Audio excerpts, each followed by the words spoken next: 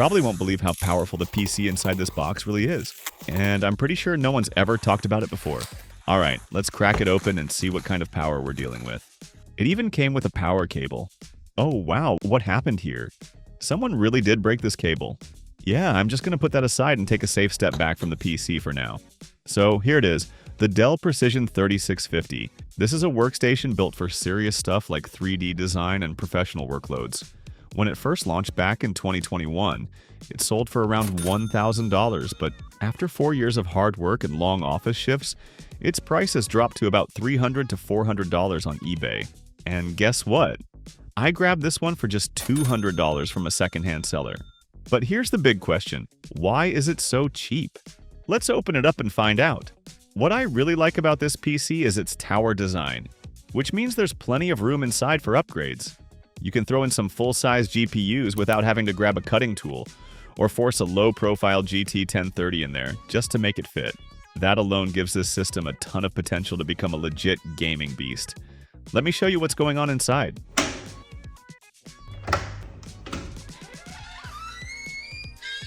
The case design is actually really smart. The power supply is mounted up top like a robotic arm, leaving a surprisingly open layout for airflow and upgrades. Dell really nailed the internal structure on this one. The RAM setup here is pretty modest. Just one 8GB DDR 4-stick running at 3200 MHz. Luckily, there's still an extra slot open for an easy upgrade. As for expansion, we've got a PCIe 4.0 x 16 slot, PCIe 3.0 x 4, and even 3M.2 NVMe slots. Though honestly, I doubt anyone's ever going to fill all of those. Storage-wise, there's a 120GB SSD, which, let's be real, barely fits Windows these days. But hey, at least there's also a 1TB HDD for files and games. Probably where all the real action will go.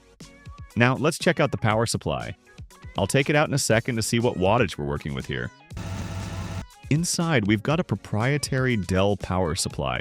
Yeah, one of those special ones only Dell uses. Rated at 460 watts, and it even comes with an 80+ gold certification. Oh wait, you're probably wondering, where is the GPU? Well, and it's not here. This system didn't come with one when I bought it, and that's exactly why it was only $200. So what makes this PC special then? I know that's the question you're asking, and trust me, it's hiding something really interesting inside the CPU, and this thing is actually a bit of a mystery, one that not many people even know about. So, let's plug this drive in, fire it up, and find out what kind of processor this beast is packing. Inside, we've got an absolute tank of a CPU, the Xeon W1350P. This thing packs 6 cores and 12 threads, running at a base clock of 4 GHz and boosting all the way up to 5.1 GHz.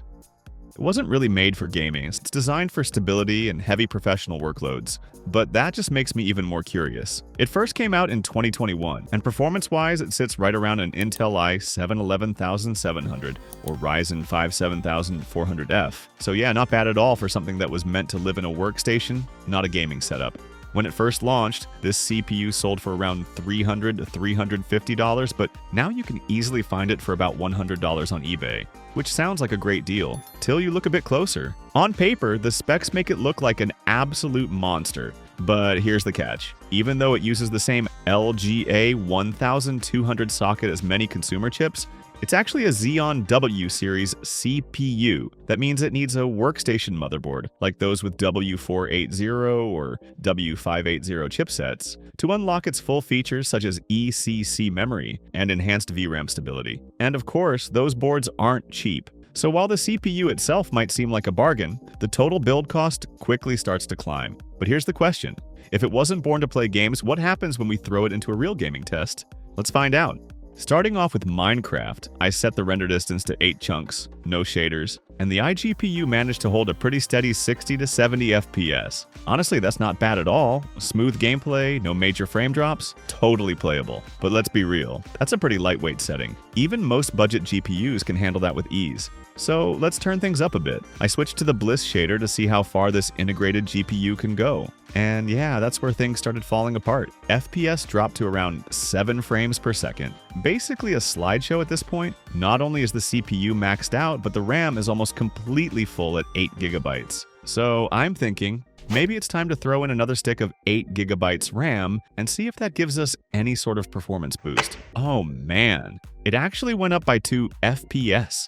Yeah, I know. Not exactly a huge win. Honestly, that's the kind of improvement you don't brag about, you just quietly accept it and move on. But what really caught my attention was the temperature. This CPU started heating up like a mini space heater. The stock cooler clearly wasn't built for this kind of stress, and because this system uses a custom cooling mount, it's basically impossible to swap in a better cooler without a full rebuild. So yeah, I just had to sit there and watch it slowly melt. Then I moved on to something a little more serious. CS2 at 1080p low settings. The results? Around 35 to 40 FPS. Not terrible, but definitely not smooth either. The iGPU is borrowing system RAM for graphics processing, which tanks performance even more. Dropping down to 720p almost doubled the frame rate, way smoother and actually playable, but still far from satisfying.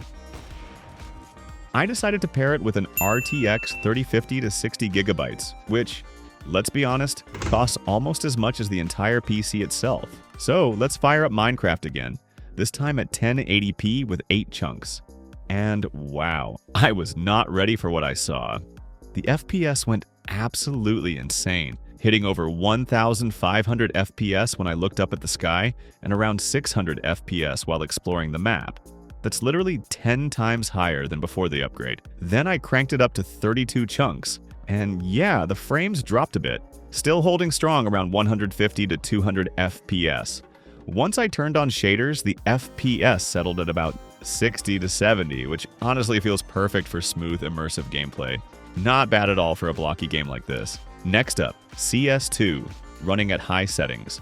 FPS stayed rock solid above 100 the entire time, not a single drop below that. The GPU was basically the unsung hero here, carrying the whole game effortlessly, but I wanted something that pushed the CPU a bit more. So I jumped into Battlefield 6 at high settings. Here, we're getting around 40 frames per second, which is decent. Turning on FSR bumped it up by roughly 30 frames. But the trade-off was some noticeable blurriness during fast movement. Then I enabled DLSS and the results were really impressive. FPS hovered around 80, and the image quality was way sharper. Smooth, clear, and just overall a much better experience. I added one more game to the list, Black Myth: Wukong.